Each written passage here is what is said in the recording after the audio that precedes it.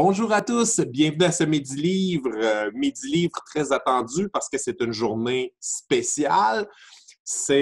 Nous sommes le 12 août 2020. C'est la journée Acheter un livre québécois. Acheter un livre d'un auteur québécois. J'ai très hâte d'entendre ce que vous avez à me dire, les coups de cœur que vous avez à me partager. Très content de pouvoir vous avoir avec 15 minutes de retard. Problème d'Internet, ça n'avait rien à voir avec moi cette fois-ci. Je salue Patrick Allé. Tante Sylviane, que je salue, qui est représentante aux éditions Flammarion depuis la nuit des temps. Alors, c'est la doyenne là-bas, de toute évidence. Je te souhaite la bienvenue. Merci de vendre du bonheur. Merci de vendre tous ces livres à autant de gens. On va parler de différents livres aujourd'hui.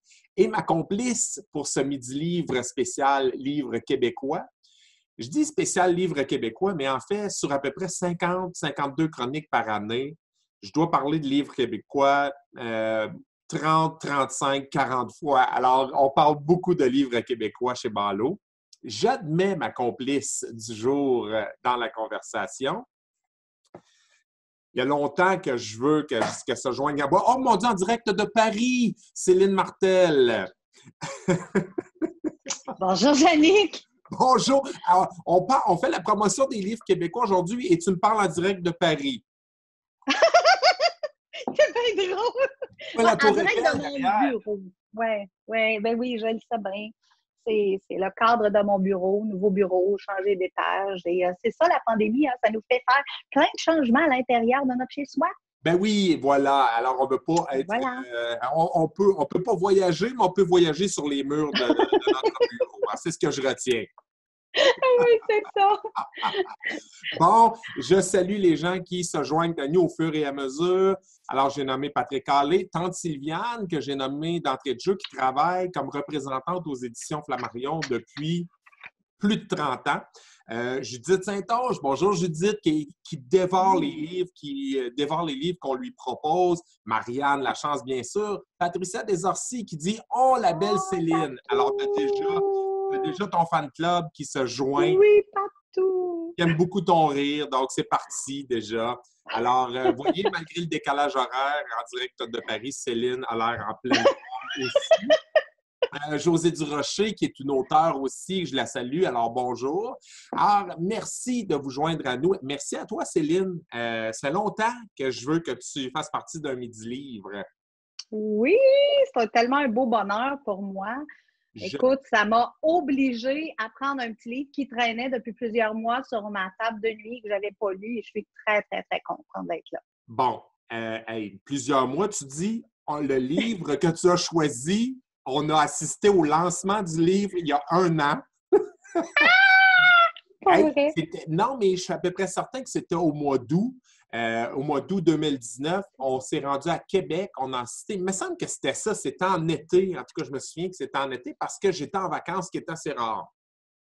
Oui, effectivement. C'est possible. Je vous partage la couverture du livre qu'a choisi Céline. Et c'est un livre d'Alain Williamson. « Et la paix naîtra dans ton cœur ».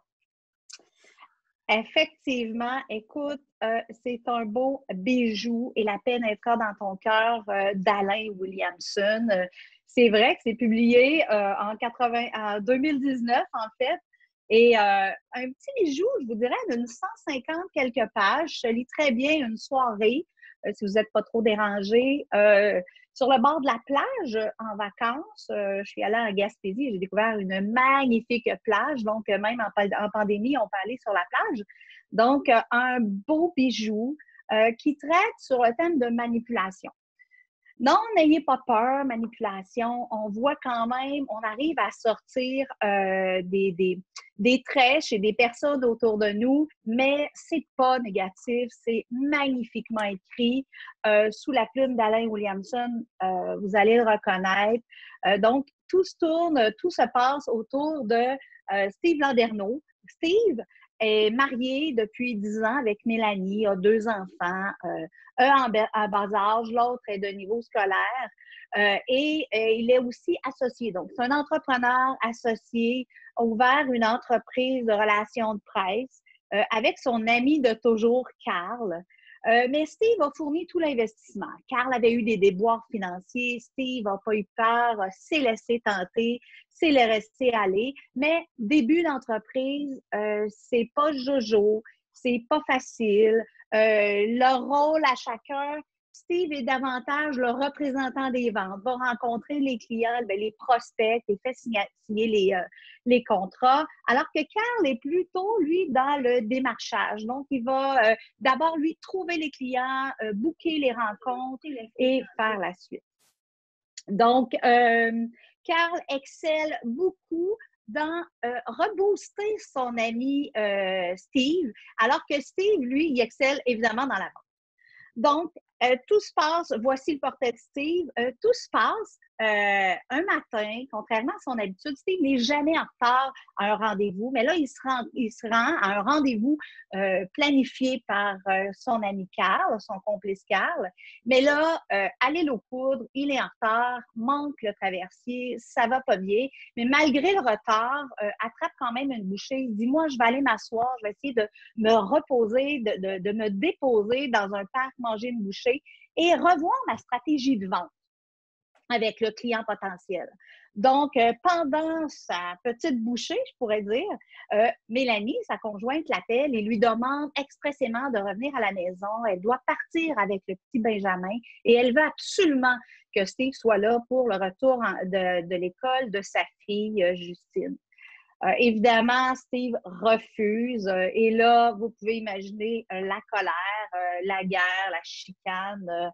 Bref, branle-bas de combat. Mélanie n'est pas contente. Steve mentionne, tu ne comprends pas. Écoute, je fais ça pour vous.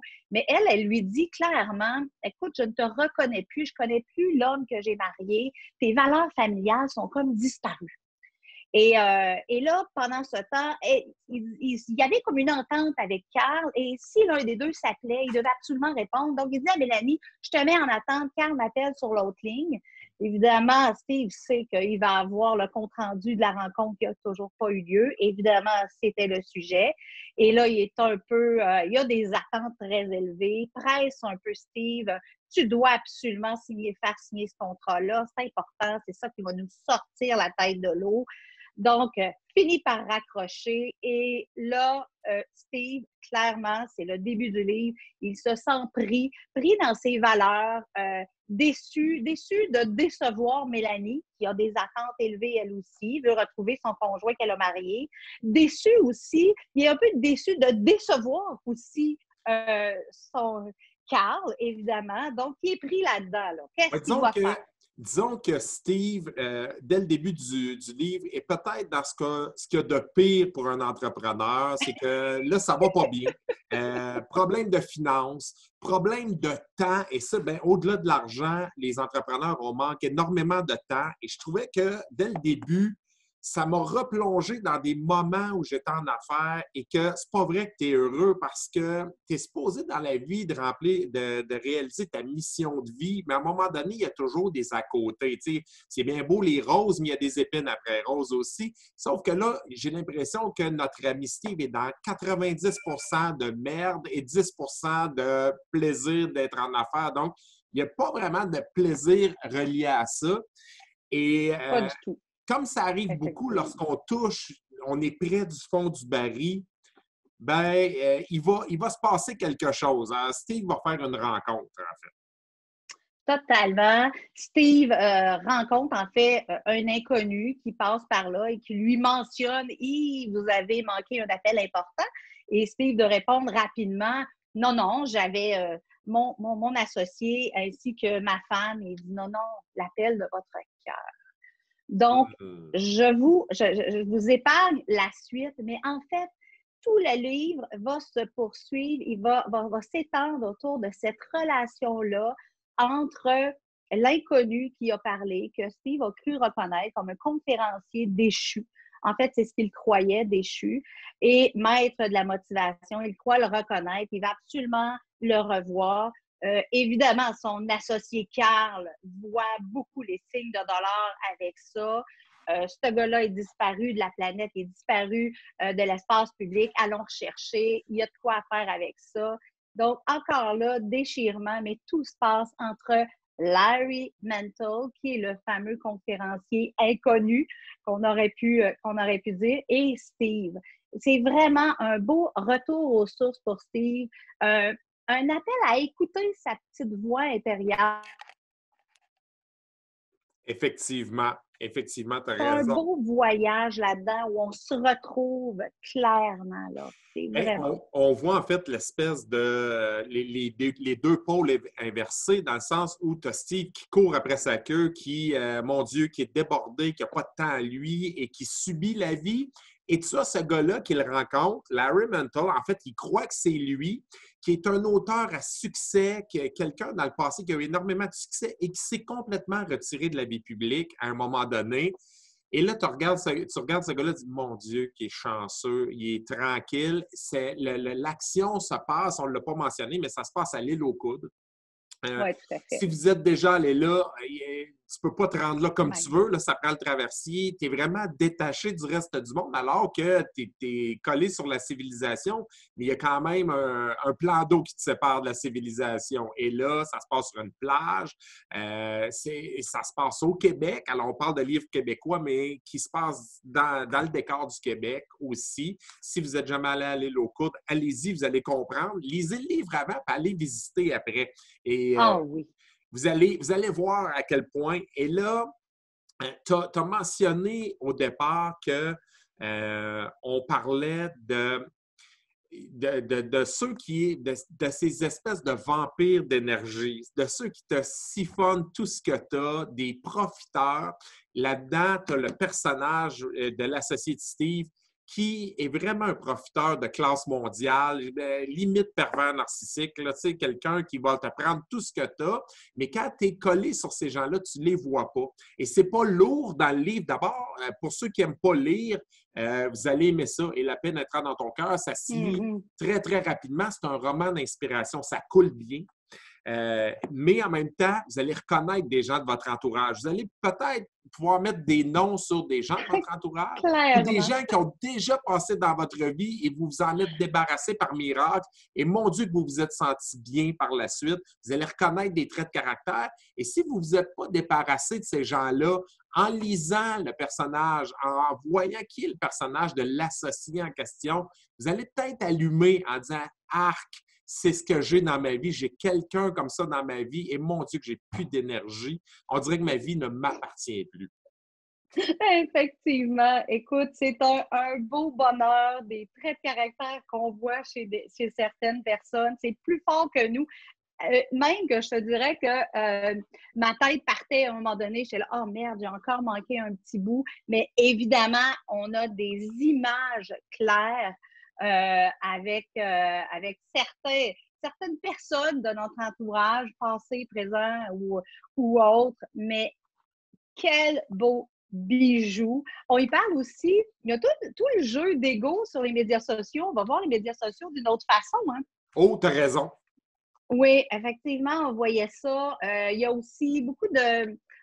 clairement, il dit, lorsque les manipulateurs, lorsqu'ils sont démasqués, où ils ne peuvent plus influencer leur proie, tombent rapidement là, dans la victimisation. Ils veulent attirer la sympathie. Ils vont utiliser tous les outils autour d'eux pour que tu perdes la face et qu'eux ne la perdent jamais.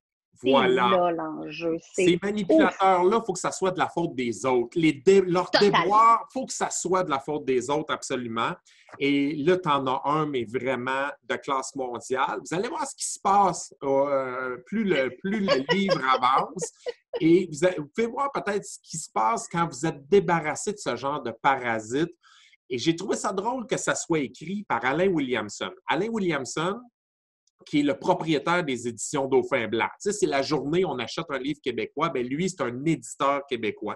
Il ne peut pas être plus québécois. Il est situé dans la ville de Québec, dans le coin de Le Bourgneuf. Il publie beaucoup de livres, de romans d'inspiration comme ça. Il va publier, des livres qui sont très de croissance personnelle. Là, il se concentre vraiment là-dessus. Et on a assisté, toi et moi, au lancement. On s'est rendu à Québec. Puis ça, c'est une autre chose qui est très agréable de pouvoir assister au lancement et de pouvoir entendre l'auteur parler de son livre. Ah oui, quelle personne humble, mon Dieu, généreux de sa personne, Oui. ouvert à nous entendre aussi. C'est impressionnant aussi de voir le nombre de personnes qui s'étaient déplacées Oui, lors de c'était une ce époque lointaine lancement-là. où on pouvait se rassembler là, pour ne pas être collés les uns Oui, sur les autres. Mais c'est vrai qu'il y avait beaucoup de gens. Beaucoup, beaucoup, oui, beaucoup de gens qui se sont déplacés. Bien, Alain Williamson a ses adeptes. Probablement que son livre le plus vendu, c'est La Villa des Miracles. C'est un roman qui a eu énormément de succès, qui se vend encore. L'action se déroule à Hawaï, mais c'est toujours quelqu'un qui... il y a toujours un personnage principal, en tout cas la plupart du temps, qui en arrache un peu dans la vie et qui va être dépaysé, que la vie va amener quelque part, rencontrer quelqu'un et qui va réfléchir à la suite de sa vie. Puis c'est ce qu'on retrouve un peu dans Et la paix naîtra dans ton cœur. Quelqu'un qui est dans le tourbillon. totalement. Tu sais, Oui, quand on est totalement. dans le tourbillon, on n'a pas le temps de penser à la suite parce qu'on est débordé dans le présent. Alors, penser à la suite, on veut juste survivre à la fin de la journée, là. C'est juste ça qu'on veut. Mhm. Puis le Puis personnage de pourtant, Steve, ce que je dirais aussi, c'est que pourtant, autour, lorsque nous, on fait face à un manipulateur et qu'on ne le voit pas, souvent, des gens autour de nous vont le voir clairement, puis ils nous le disent, mais on ne le voit pas. Tu le sens vraiment, que Steve fait totalement confiance à son ami Carl. Ça se peut pas. Il y a vraiment là, il le une défend. bataille. Oui, totalement. Là. Il défend, il l'excuse. Ça se peut pas. C'est un ami fidèle de toujours. C'est incroyable. Voilà. Incroyable. Alors, procurez-vous ce livre-là et moi, je vous encourage même en ce 12 août. Nous, on achète des livres québécois tout le temps. Céline, tu es un peu du genre à avoir 6 livres sur ta table de chevet, 6 livres en chantier. C'est toi qui m'as déjà dit ça, puis je suis certain Oui, que c'est ce que tu fais aussi. Euh, oui. et quand vous avez lu un livre, écrivez donc à l'auteur. Souvent, son adresse courriel maintenant est écrite dans le livre. Dites-lui ce que ça a fait pour vous. Attendez pas au Salon du Livre. Il n'y en aura pas de Salon du Livre là, avant un petit bout de temps. Mais faites-le, prenez le temps d'écrire parce que dites-vous qu'écrire un livre comme ça, même s'il est court, c'est quand même énormément de travail. Et ça, on devrait remercier les auteurs, remercier les éditeurs. Alain Williamson, c'est un exemple. J'ai le goût de demander aux gens qui nous écoutent en direct, quels sont vos livres coup de cœur? Quel est votre coup de cœur qui provient du Québec également? Ah, On a c'est intéressant, ça. beaucoup d'auteurs jeunesse, beaucoup d'auteurs, et quand on parle de livres, là, c'est pas juste des romans. Ça, c'est un roman d'inspiration. Il y a des livres de recettes, hein? On a des Ricardo de ce monde qui publient, qui sont très, très populaires. Il y a énormément de livres jeunesse québécoise maintenant, c'est intéressant. Alors, vraiment, il y a Marianne qui dit salut, contente que tu sois là, ça rentre. Oh, bonjour, José Durocher dit Marianne. c'est très vrai que de recevoir les commentaires de nos lecteurs est très apprécié. Ben oui, José, qui a été une de mes étudiantes, qui a commis au moins 2 livres jusqu'à présent. Puis ça peut être parfois des livres très, très utiles. Elle a commis des livres outils. Je suis allé aujourd'hui à la librairie, alors on est à Sherbrooke, là, pour ceux qui nous suivent d'ailleurs, je suis allé à la librairie GGC faire un tour. En ce 12 août, on achète d'un auteur québécois, on achète un livre québécois. Je suis allé également à Archambault, je me suis promené, il y avait beaucoup de monde. Beaucoup, beaucoup de monde. Oh, Vraiment. J'ai trouvé ça intéressant parce qu'un mercredi matin, tu sais, je suis allé vers 10h, 10h30, il n'y a jamais tant de gens que ça. Il fait hyper beau, les gens ne sont pas dans les librairies, mais là, il y avait du monde. Et ça, c'est le fun parce que j'ai l'impression, je ne sais pas si ça a été inventé quand ce concept-là, je m'en souviens plus, mais j'ai l'impression que les gens se sont appropriés cette journée pour acheter un livre québécois. peut-être particulièrement cette année, parce que C'est là, on vrai, cherche des activités alors qu'on partait vers le sud ou vers les États-Unis ou ailleurs. Là, on est un peu plus limité. Je pense que la lecture fait partie de nos bagages un peu plus. c'est J'en avais tellement. quelques-uns, moi, en tout cas. Ah oui, c'est Quelques-uns. vrai. Ben, toi, tu es parti en vacances, tu en profites pour lire dans ce temps-là. Ah, je sais, oui, mais ça dépend du décor, je vous dirais. Lorsqu'on a fait le tour de la Gaspésie, je ne l'ai pas ouvert. C'était tellement beau. Dans ma tête, je voyageais aussi autant que tout le décor, les kilomètres et autres, mais c'était magnifique. Donc, Oui, juste regarder ça. C'est le il y bonheur. a, il y a Sylviane qui nous parle de livres. Elle dit toutes les bandes dessinées de Michel Rabagliati, la série Paul à Québec, Paul à la pêche. Ouais. Hey, c'est vrai, et elle m'a donné le dernier livre. En fait, elle m'a donné le dernier. Puis, ça me permet de partager mon coup de cœur. Alors, je vous le montre à l'instant. Je l'ai acheté. C'est le 3e tome de la série Red Ketchup. Alors, l'intégrale tome 3. J'avais reçu les tomes 1 et 2 en cadeau il y a peut-être 5 ans, 4 ou 5 ans, peut-être même un peu plus. Et là, j'ai vu que le tome 3 était disponible. C'est aux éditions La Pastèque. C'est de Réal Godbout et Pierre Fournier. Ça ne peut pas être plus québécois que ça, là. Les scénarios sont de Réal Godbout et Pierre Fournier et les dessins de Réal Godbout. Qu'est-ce que Red Ketchup?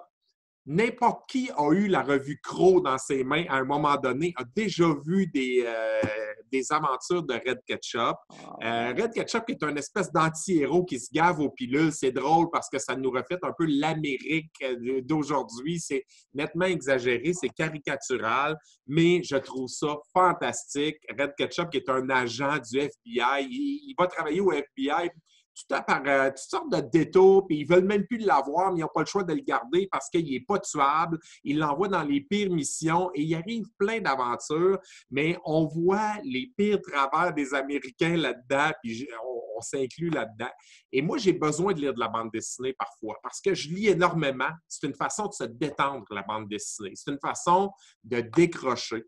Je dis souvent aux jeunes, il y a des parents qui me disent « Ah, mon enfant n'aime pas lire. » Commencez avec de la bande dessinée. Ça va vous donner le goût de lire autre chose. Moi, j'en ai lu des livres, des romans, j'en ai lu des centaines, mais j'ai lu peut-être 200 collections de bandes dessinées. Ça permet de s'évader.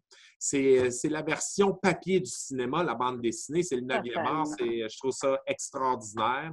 Et Sylviane me parlait de la série Paul. Paul, là, ça se passe beaucoup à Montréal, mais c'est nous autres. Paul, là, c'est notre génération. C'est le personnage de Paul. C'est extraordinaire. On voit Paul qui a son premier emploi d'été. On voit Paul qui a sa première job. On a l'impression qu'on vit à travers ce personnage-là. Alors, si vous n'aimez pas lire, si vous n'avez pas des romans, allez lire de la bande dessinée. Il y a tellement de textes là-dedans, vous ne vous en rendrez pas compte. Et ça permet vraiment de s'évader, vraiment. Oui, je rajouterais, tu sais, à l'époque, nous, lorsqu'on était plus jeunes, souvent, les enseignants ne voulaient pas qu'on lise de bande dessinée. C'est vrai que c'était, à l'époque, bourré de fautes d'orthographe. Mais on n'est plus là. Il faut oser, il faut aller voir. Je pense qu'il faut se permettre peut-être de lire aussi avant de le partager avec notre jeune. Puis, il y a des belles découvertes à faire au Québec, sincèrement, là. Puis, on n'est plus là. On n'est plus là. On n'est plus dans...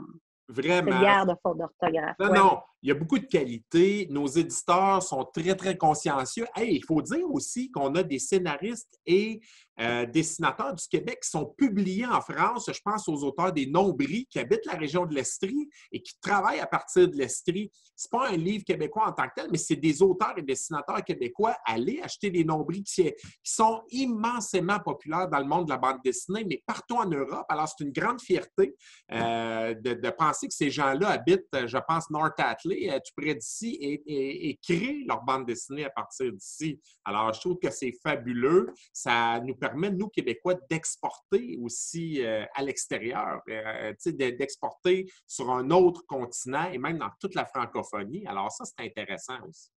Oui, oui. Et nous, on ne les voit pas ici. En tout cas, clairement, il y en a qui apprécient la qualité du Québec. Ouais. Oui, effectivement. Mais il y a un proverbe qui dit « Nul n'est prophète en son pays ». Ben, c'était peut-être un peu vrai dans certains cas. Mais sinon, on vous rappelle le livre que nous recommande Céline cette semaine, en ce 12 août 2020, « Et la paix naîtra dans ton cœur » de Alain Williamson. C'est aux éditions Dauphin Blanc. Éditions Dauphin Blanc qui nous offre toujours une très belle collaboration. Lorsqu'on demande des exemplaires de livres pour en parler, ils nous les envoient. Nous, on avait été chanceux, on les a achetés, mais on a fait dédicacer nos exemplaires par l'auteur, Alain Williamson, qui est un gars que j'aime beaucoup, qui est un gars très, comme tu l'as mentionné, très à l'écoute. C'est un gars qui est tellement zen, mon Dieu, qui a l'air calme tout le temps. Puis je trouve que ses livres reflètent bien quand même ce qu'il est. Puis quand il a parlé de ce personnage de manipulateur, on n'a pas posé plus de questions, mais on sentait que probablement qu'il y en a un qui avait passé dans sa vie à un moment donné parce qu'il faisait une description tellement, tellement précise, sans être agressif, mais ça disait ce que c'était en fait. Oui, effectivement. Puis as-tu remarqué aussi que Alain Williamson n'oublie jamais de remercier ses collaborateurs. Il remercie aussi beaucoup sa femme, ses enfants, beaucoup. Et ça, on sent ses valeurs familiales qui sont là, là. Oui. C'est ouais, une belle personne. Ben oui, Une belle d'ailleurs, sa personne. fille était au lancement, puis tu sais, on sent Ouais, que oui, et même la maison d'édition, c'est une espèce d'histoire de famille où même s'ils ne sont pas parents, ben c'est vraiment une famille. Et tu entres aux éditions Dauphin Blanc pour être déjà allé. Mon Dieu, tu sens que l'énergie n'est pas pareille. Puis c'est dans un zone commercial pratiquement. Là, ça pourrait être impersonnel, mais non, on sent qu'il y a une énergie particulière. Il ne publie pas n'importe quoi, Alain. C'est celui, entre autres, qui a amené au Québec le Wild Café, qui est un livre de John Strzelecki. Mais John Strzelecki, qui est un oui. auteur américain, mais mon Dieu, il est tout le temps au Québec. Il adore le Québec. Alors, ce sont des livres très, très inspirants. Je te dirais que La peine entra dans ton cœur, c'est un peu ce type de roman d'inspiration, mais C'est où vrai. l'action se déroule au Québec. Oui, effectivement, sur la belle et l'eau coudre. Je ne suis jamais allée, mais je m'y promets. Il faut que tu ailles voir ça absolument. Certain. C'est drôle parce que l'an passé, le 12 août, j'étais en Gaspésie et on a trouvé une librairie où je suis allé acheter un livre québécois, puis il y avait du monde aussi. Alors, je pense que c'est un peu partout. Ça se passe un petit peu partout. Ah, c'est une bonne chose. Une très bonne nouvelle. Oui. Est-ce que tu es encore en vacances pour quelques jours? Oui, encore en vacances quelques jours, la semaine prochaine, au camping. Écoute, je n'ai pas monté la tente depuis 9 ans. Oh, j'avais 4 enfants avec nous à l'époque. Là, je pars toute seule avec mon chum, donc ça va être relax. Wow! Une autre expérience, là. Ben, Camping toute seule, là. ben oui. Traîne-toi un livre au cas où pendant que l'homme monte la tente. Plusieurs. Ah, là, manque la tente, c'est trop drôle! Ah, mon Dieu, que je ne voudrais pas être à votre place. Mais en tout cas, C'est merci la beaucoup. bienvenue, Jeannette. Ben non, c'est ça. Alors, Céline Martel, qui est ma relationniste, pas la mienne, mais celle de tout le monde, c'est ton entreprise, tu donnes des coups Oui, de main aux gens. Tu as déjà organisé des lancements de livres, je sais aussi. totalement. Tu t'occupes des relations publiques pour les gens qui te le demandent, que ce soit travailleurs autonomes, associations, ordre quelconque. Alors, toi, tu fais tout ce qui entoure bon, les événements, la tenue de réunion, etc. Alors, c'est ça ma relationniste. Exactement, tu as tout compris. Mais l'important, c'est que j'aime ce que je fais. Je ne changerai pas pour rien au monde, bien que je travaille moins maintenant. Lorsque moi, j'écoutais Steve, La peine être dans ton cœur, je me reconnaissais. Là. Ah oui, Et la fille qui à court. rien vouloir, puis à vouloir aider tout le monde et tout ça, je me reconnaissais. Là. Mais je ne suis plus là-dedans. Je suis assez contente. Puis je tripe.